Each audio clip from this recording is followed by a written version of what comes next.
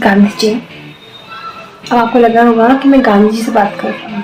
Of course मैं राहुल गांधी जी से बात कर रही हूँ। सामान्यतः भी हम देखते हैं कि अगर किसी का कोई सरनेम होता है तो हम उसे कहते हैं कि शर्मा जी बात करते हैं, है ना।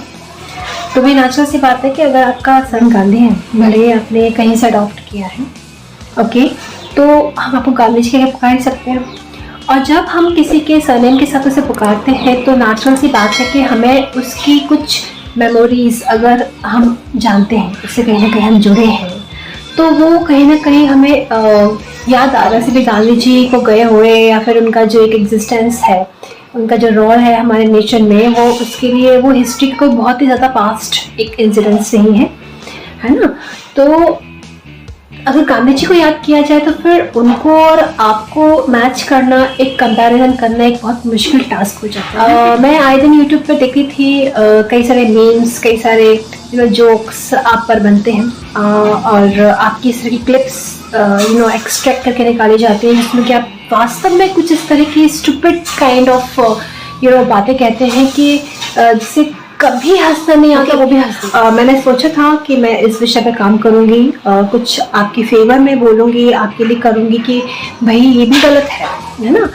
इट्स नॉट लाइक दैट कि आप कोई एक पोजीशन पर है या फिर किसी एक एक पॉलिटिकल फैमिली को बिलोंग करते हैं तो इसलिए हमें आपकी रिस्पेक्ट करना चाहिए। बट अदर मेरा एक ये ओपिनियन था कि एक ह्यूमन बीइंग होने के नाते, है ना, किसी को भी किसी का मजाक बनाने का कोई भी अधिकार है ही नहीं। बट इस क्लिप में जो आप कह रहे हैं, मैं जब 14 साल का था, टीचर ने मुझे बुलाया और जब मैं प्रिंसिपल के ऑफिस पहुंचा, प्रिंसिपल ने कहा, राहुल तुम्हारे घर से फोन कॉल है। मेरे पैर कांपे। मेरे माँ के साथ एक औरत काम करती है, वो चिल्ला रही थी, राहुल दादी को गोली मार दी, दादी को गोली मार दी, दादी को गोली मार दी। 6-7 साल बाद मैं अमेरिका में था और फिर से टेलीफोन आया। पिता के एक दोस्त थे, उन्होंने मुझे फोन किया और कहा, राहुल बुरी खबर है। मैंने उनसे कहा, मैं जानता हूँ, पापा मर गए। कहते हैं हाँ। पुलवामा में हमारे सैनिक मरे थे, उनके घर टेलीफोन आया होगा। हजारों कश्मीरी लोगों के घर टेलीफोन आया होगा। सेना के परिवारों को टेलीफोन आया होगा।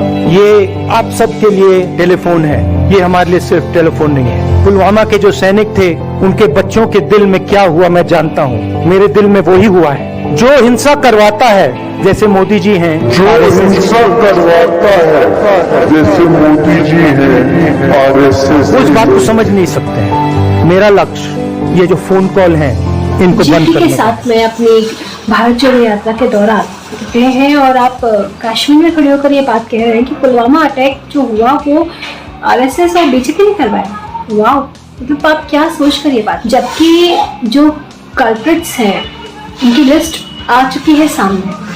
किसने ये काम किया वो भी आप सब जानते हैं। टेररिस्ट कौन थे, वो किस कौम को बिलोंग करते हैं। ये अगेन वही बात जो सब कहते हैं कि ठीक है, हर मुसलमान आतंकवादी नहीं होता, लेकिन हाँ, हर आतंकवादी मुसलमान। इस केस में भी अगर आपको कुछ कंपैरिजन करना होता है तो कई बार आप नक्सलवादियों को और हिंदुओं में जो कुछ विरोधी किस्म के, कुछ विद्रोही किस्म के लोग होते हैं, उनको भी आप आतंकवादी कह देते हैं।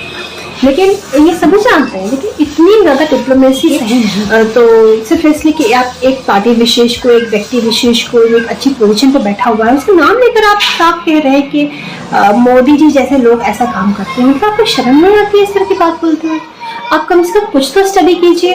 अगर आपकी मॉरल वैल्यूज नहीं रहे हैं कि आप सही गलत समझ पाए, तो एटलीस्ट जो फैक्ट्स हैं उनको चेक करके आप बोलिए कि पुलवामा अटैक किस तरह की राजनीति कौन बना रहा है, क्या कर रहे हैं आप। इंतजाम मोदी जी ने किए हैं और किस तरह से हम लोगों ने कल्प्रिट्स को पकड़ा है, उन्हें सजा दिलाई है, और आप कह रहे हैं कि ये काम इन्होंने किया है। तो दिस इज नॉट फेयर।